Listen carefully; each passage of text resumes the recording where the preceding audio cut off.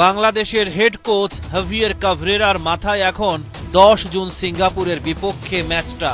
সেদিন ঢাকা জাতীয় স্টেডিয়ামে শক্তিশালী প্রতিপক্ষের বিপক্ষে মাঠে নামবে হামজারা।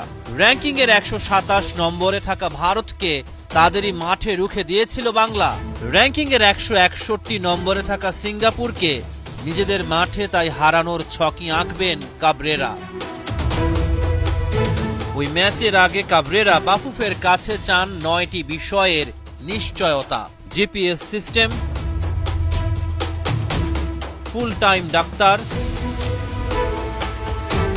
একজন এক্সট্রা ফিজিও, জুনের 1 তারিখ থেকে ঢাকা জাতীয় স্টেডিয়ামে প্র্যাকটিস, জুনের 5 তারিখে friendly match.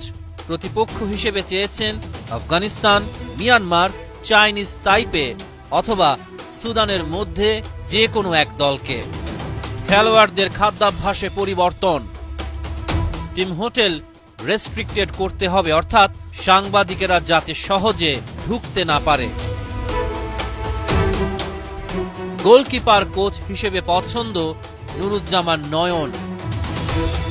Full time manager পাওয়া গেলে ভালো, না হলে ম্যানেজার হিসেবে আমের খানকেই চান কাভরেরা।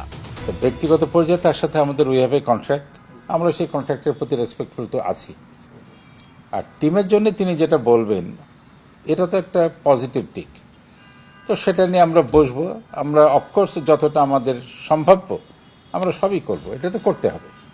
টিম ভালো করছে সেই সময় তো টিমকে আরও পৃষ্ঠপোষকতা দিতে হবে এবং সেখানে কোচের কথাকে আপনাকে তো গুরুত্ব দিয়ে শুনতে হবে। এক হামজা আসতেই নতুন লেভেলে পৌঁছে গেছে বাংলাদেশের ফুটবল। কানাডার শীর্ষ লিগে খেলার সমিত সোম আসলে আরো অনেকটাই বাড়বে জামাল তপুদের মনোবল।